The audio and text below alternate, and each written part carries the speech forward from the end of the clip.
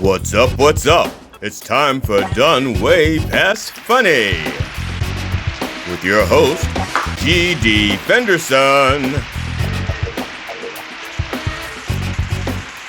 Join us as we discuss the art, science, and business of comedy with comedians and comedian adjacent. With this episode's guest, John Verrico. It's time to get down and get dope with Done Way Past Funny. Hi, I'm G.D. Fenderson, certified forensic humorist and host of Done Way Past Funny. Thank you for joining us as we continue our interview with motivational speaker John Verrico. Enjoy. The question is, what's the significance of share your fire? So that's all. But you basically... Well, so, and just I'll expand on that just a little bit, right? Understanding that that each of us has that, whatever that passion is inside of us that keeps us motivated to do what we're going to do, whatever that is, and we call that our motivational fire.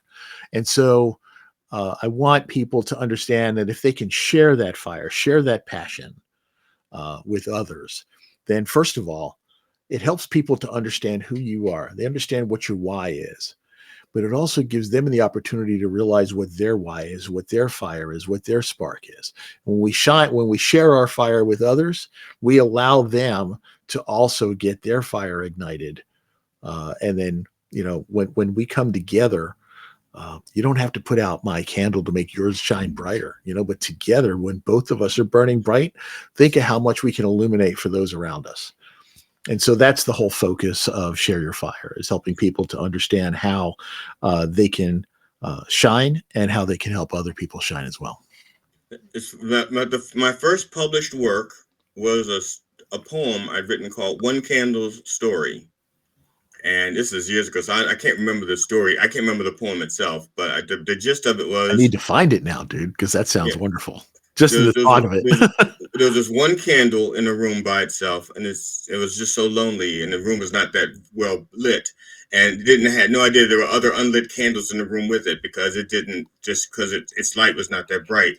And so one person comes in, and they take that candle and they start lighting other candles, and this candle now sees the room, all the light that this candle has created. And that was the last thing that candle saw when that candle went out, because it burned its wick. But it burned its wick up, lighting all of these other candles. And that was the gist of the poem. And they go, that is so beautiful. Because I remember this, like I said, I think I said it smiled and went out or something like that. And the publication, I don't even know if it's around it. It was one of those metaphysical magazines. I'm loving it. What it's called. Well, we got to find that, man, because I want to help get I want to shine some light on that, because it is such a beautiful story. Yeah, I can't, like I said, just in that brief retelling. Yeah, and the thing is, I was in my 20s when I wrote that, so I'm in my 60s now. So yes, I don't even know if that publication is still around. I don't think. I was okay. It's like you got the phone number of Pearl Bailey and you didn't act on it. I was very superstitious. I really believed that everybody had their 15 minutes.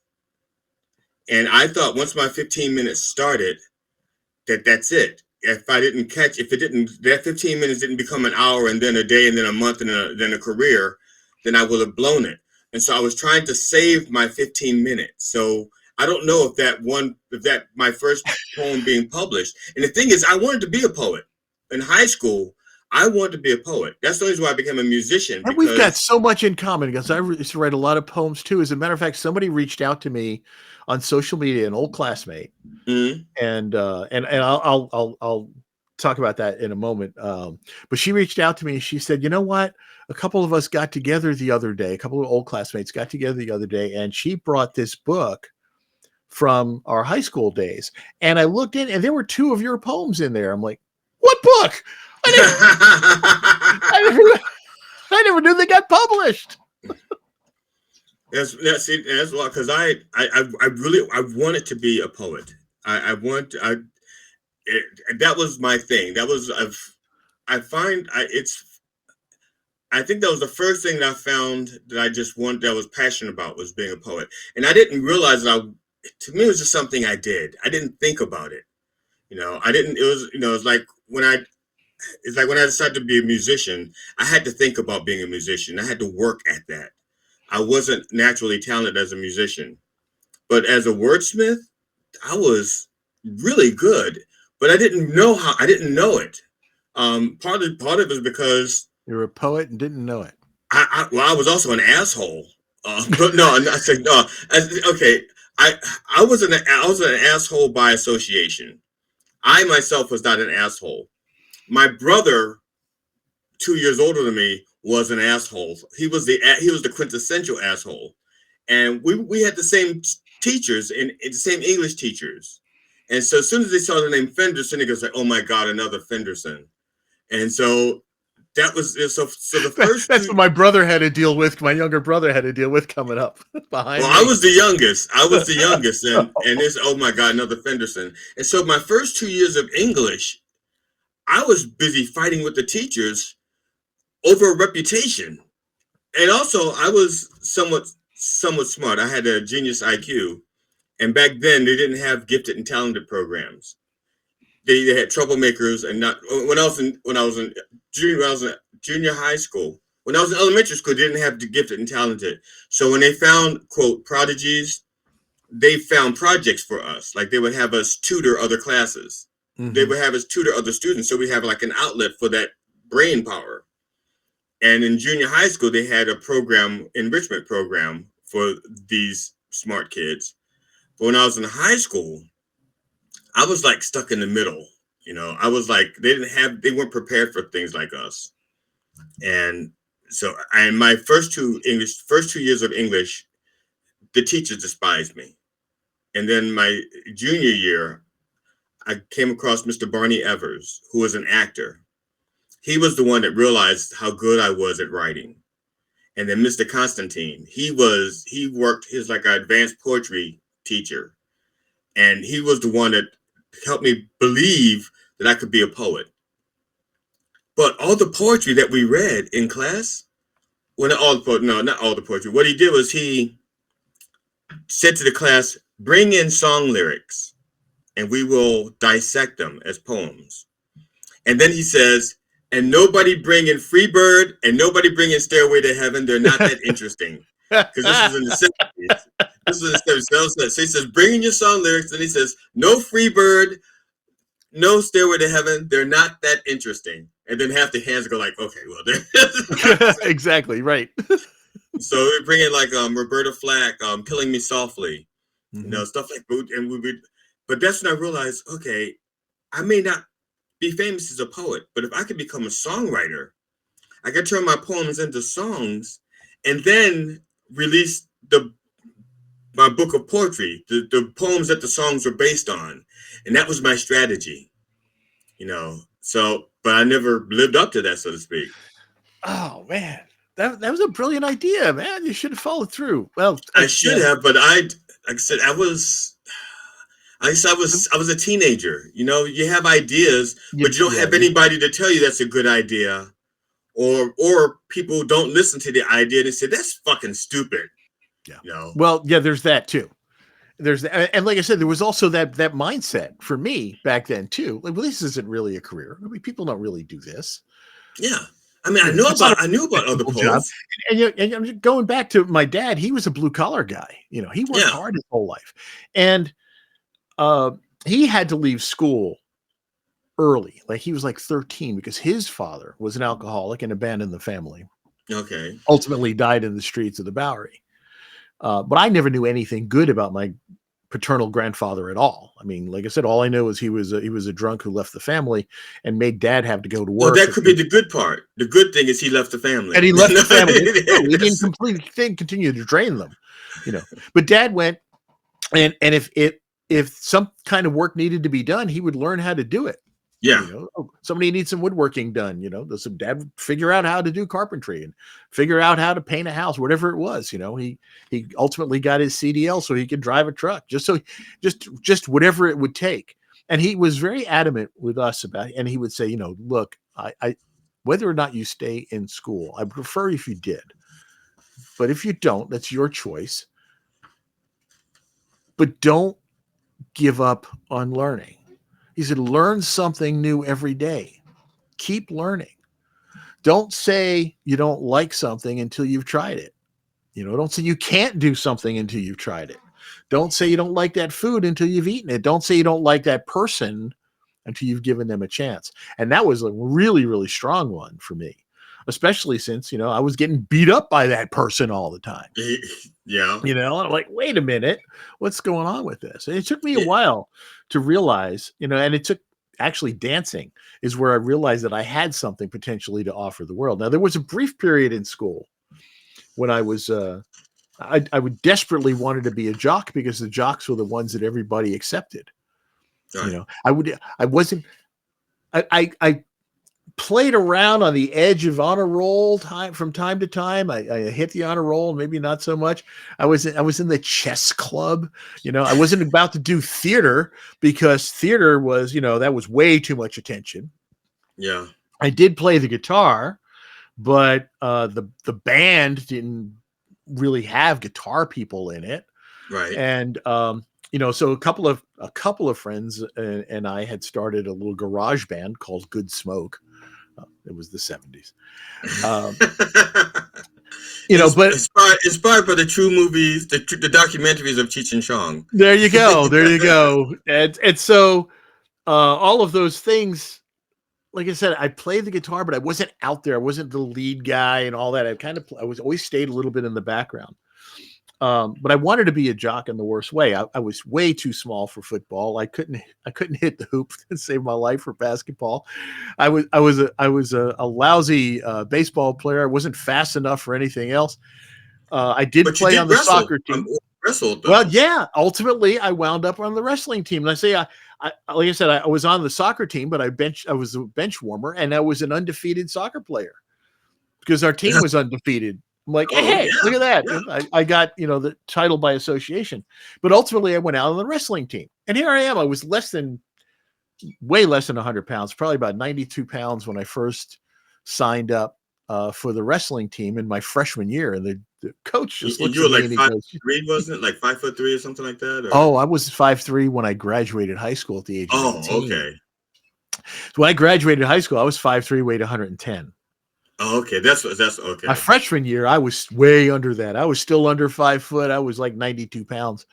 And the coach looks at me and he's like, oh, kid, you got to be kidding me. On the wrestling team, you get in that weight room and go pump some iron and you go put some muscle on because you just can't do nothing.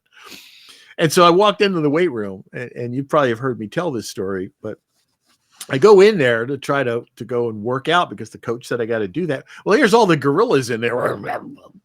Yeah. On the bench press. I can't get near any of that stuff. And so I'd look at these guys and go like, excuse me, can I borrow just that bar over there? Wasn't going to happen. So I sat on the leg press, which was the only thing nobody else was doing. Everybody else was working on their chest and their arms, right? So I sat on the leg press just because I was supposed to be in there doing something. And it was the only piece of equipment nobody was using. Well, my legs got huge. I had these massive muscular legs that they were bulgy like Popeye's legs. And I had still this scrawny, concave chest, toothpick arm, olive oil upper body. And that you can imagine that made me even freakier looking than I was before, which didn't do a whole lot of good for getting dates. But my legs were so strong that I couldn't be pinned.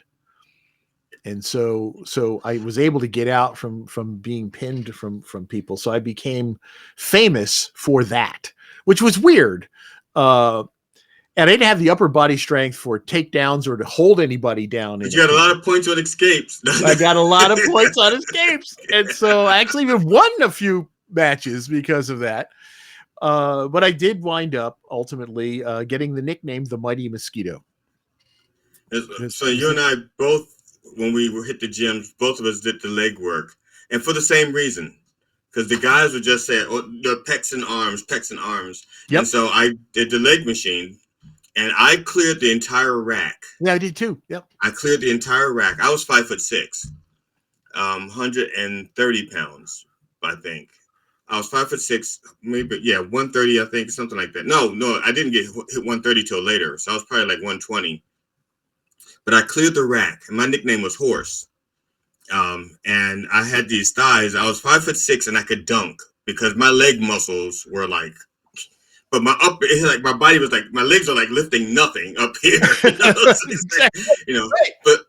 But because of that, in in gym class, because my mother would not let me play sports, and the coach was begging my mother, "You got to let him play sports." Because I could I could guard somebody as a receiver. I could guard 6 foot receivers in gym as a D back because I could jump to make up the difference, and I had a quick twitch. I was really quick. Now I didn't have longevity. That's why the coach wanted me in the gym. He wanted me to build up. He says, "You're very fast, but you're like I, I I was literally the fastest person unofficially in the state of Maryland over the first 40 yards, first 20 yards rather, 20, 25 yards. And I know that because I raced against the fastest people in track and field in Maryland because I knew the three fastest guys. I knew all three of them. It was Robert Walker, Eugene Johnson. I think Eugene Jones, Robert Walker, and Rodney Rodney Colbert. Did Eugene Jones wind up in the Navy? I don't know the answer to that, but there's all three black Because I guys. was on a ship. I was on a ship It, with Eugene and this Jones. guy, and they had not raced against each other in a state competition yet because they all went to different schools, and so we're all outside the teen center, and they were all talking smack, but nobody wanted to race. They just wanted to be the fastest without running, Right. and so Mm-hmm. I got involved. Now I said, I said, I tell you what, I'll race with you guys, so at least you know who will lose. And so I said, okay, great. So they did it, and I started off, and I was beating them. I was beating all three of them for the first 20, 25 yards, maybe 30. And then they took off, but then I got winded, and then they just took off. I don't Yep. even know who actually won the race. But because they all argued afterwards because it was so close that, well, they all had afro. Eugene didn't have an afro. But Robert and Rodney both had these huge afros, which Wind acted like, resistance. yeah, that's why when they say that uh Hussein Bolt was the fastest man in the world, I'm like, no, he didn't have an afro. Okay, he didn't run with an afro. His clothing is genetically designed, not genetic is engineered Yes. to be no wind resistance. His shoes were special shoes. We ran in Jack Purcell's and gym shorts that looked like parachutes, and hair like this. And it's like, no, the fastest people on the planet, you have to figure out for wind resistance and clothing design. No, they were the guys I went to school with. Okay. Yeah, exactly. Yes. And so I had the hair problem too. I'll just tell you, and I will share a photo with you from my high school. I will tell you this: I did not go to any of my high school reunions until my 25th high school reunion. Wow, I still never went to any of mine. Well, I went back just to the 25. I said just because it's been so long. I can't believe some of these people would still be jerks. And if they were, I can hold my own at this point, But I just had to see what happened to some of these people. And so I went and I walk around and I'm looking, and there's more hair on my head than it was like collectively in the room, right? and so and I had three people ask me if I was wearing a rug,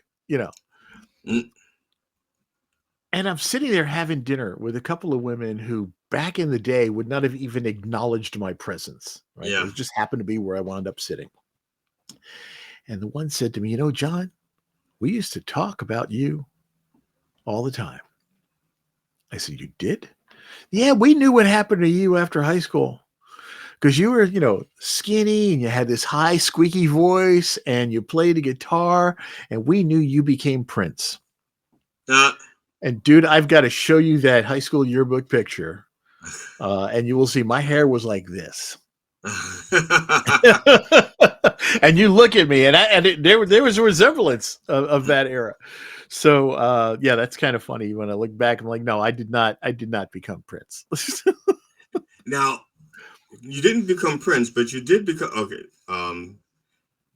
Now, we talked about the motivational speaking. So let's. Oh, I tell you what. Let me play one of these clips here, just so people Oh, can sure. We're see gonna it. okay. Play some of the, I think it's the cruise ship ones. What I'm going to play first. oh Um, my goodness. yeah, well, the one of you singing on the cruise ship, and man, I wish Yeah. I should have thought about because at one point you lived in Maryland. Yes. Yes. Up until only a couple of years ago, actually. I lived It in is Maryland for 37, 30, yeah, 36 years. it I is lived in so Maryland and bizarre worked that in you lived in DC. Maryland. I still live in Maryland. I lived in Maryland most of my life, except for a brief stint when I lived in North Carolina and a briefer stint, or just a brief stint in Florida.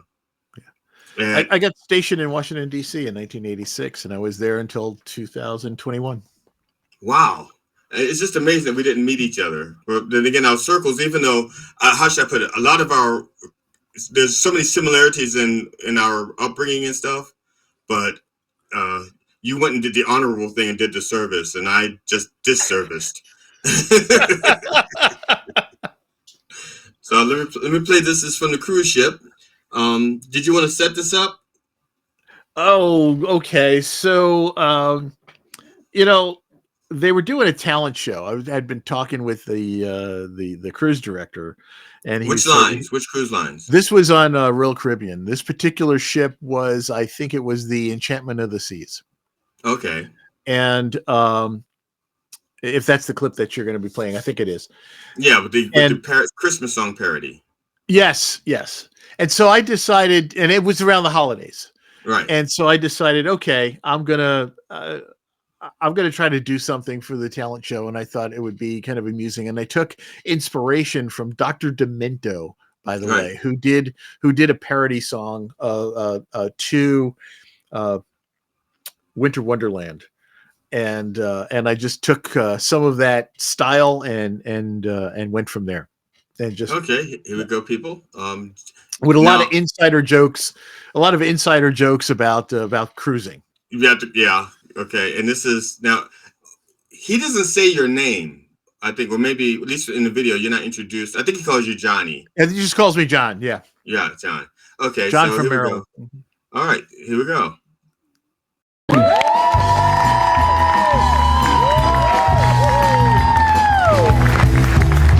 All right, John, looking good. Looking the part. The tourist. Hey, how you doing? Tell us where you're from. Maryland, I think. Maryland? Maryland. All right, what are you going to sing for us? I wrote my own song. All right. Okay, I'm not going to say no more. Take it away.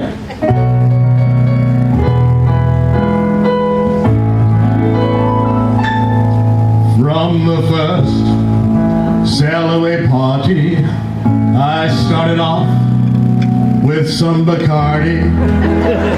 I didn't get sauced, but I quickly got lost. I'm cruising and I don't know where I am. On Labadee, I had a doozy. Okay, a few. So I got woozy. Rum runners and punch, margaritas for lunch. I'm cruising and I don't know where I am. They handed me a mango tango. Someone gave me rum in old San Juan. No wonder I have lost it, so confusing. Doesn't San Juan also mean St. John? Had martinis at the schooner in Boleros. Had some shooters, 2 bottles of wine. Which cabin's mine? I'm cruising and I don't know where I am. I think my wife must be missing. Was that Mitch that I was kissing?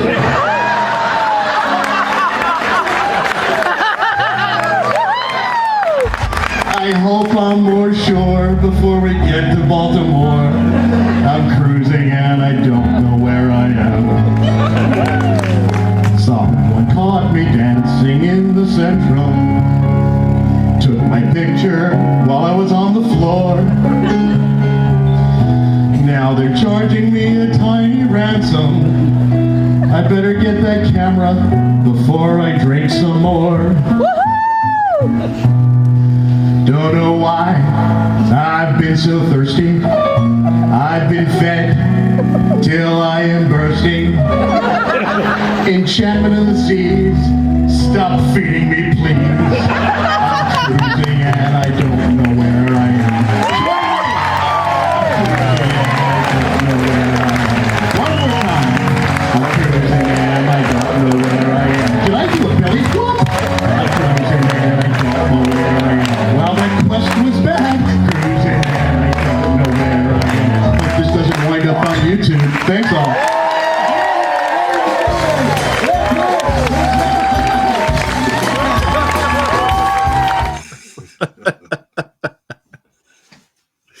Now, when you do your well, first of all, as a parody artist myself as well, I do song parodies from time to time.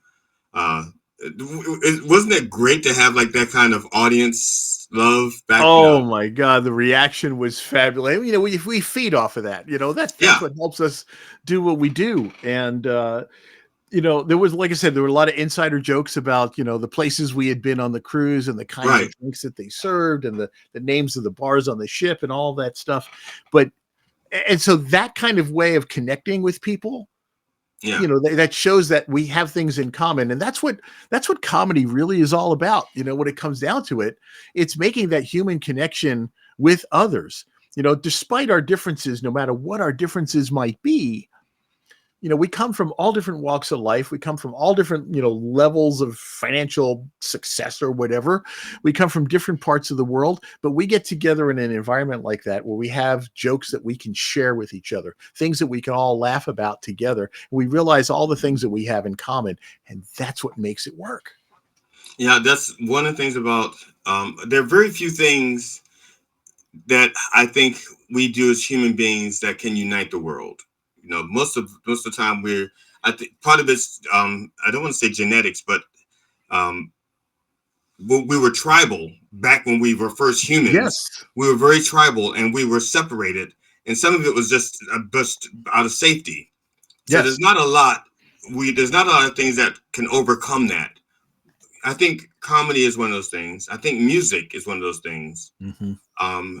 And I say food, but I put that in quotations, air quotes, because food is also a resource, and that is why people fight as well. Yes. People fight over resources. Although our love for food and our necessity for food can bring us all together, it also will tear us apart. But music and comedy are two things that we can almost universally just enjoy. Right. You know. And that's why I do the kind of comedy that I do. I don't do political comedy. I don't do derogatory comedy.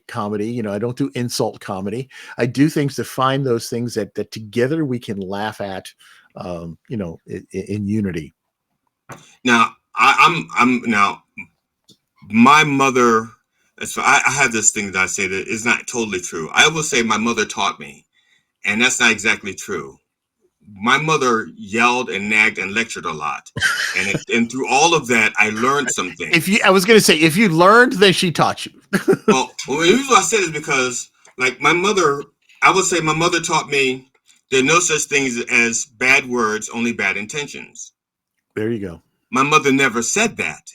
I learned that through years of lectures and being yelled at and being punished for the things I said and did. And then I narrowed it down to when I was raising children to look, there's no such thing as bad words, just bad intentions. Look, I could waste 15 years of your life and you could learn it like I did, or I can put it on a bumper sticker and give it to you. Narrow it down right here. Yeah. My mother wanted me to learn that. She just didn't understand that she could just say there's no such thing as bad words, just bad intentions. And as a result. But let me ask you this. Had she said that just plainly like that, would you have listened? Would it have? Probably I would have. See, because I was of a more erudite child. Oh, there you go. My mother assumed that I was just, how should I put it? She thought, and this is something she did say later on, because when I was younger, she just thought I was like really odd. She just thought I was such an odd child, you know, because she had 2 kids already. She had her firstborn, my sister, who was just everybody loved, and her secondborn, my oldest brother, was what they call a a Dr. Spock baby. Mm-hmm. Okay, and for those of you who don't know, Dr. Spock was like this great baby whisperer back in the 50s. And he did a book about how babies are supposed to behave. Yep. And my brother behaved as if he read the book while he was in the womb and came out wanting to impress my mother. Okay, I came out like, I read that book. I don't agree with his premises. And I think there's something wrong here because all children aren't the same. So my mother thought there was something really wrong with me. And it wasn't until many years later when I was in school and the teacher said, no, your son has like a really high IQ. He's really smart. And my mother thought I was just difficult and a crybaby.